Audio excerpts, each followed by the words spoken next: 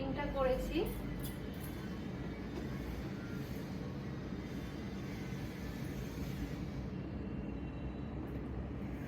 দেখো কিরকম হয়েছে আর কেমন লাগলো বলো।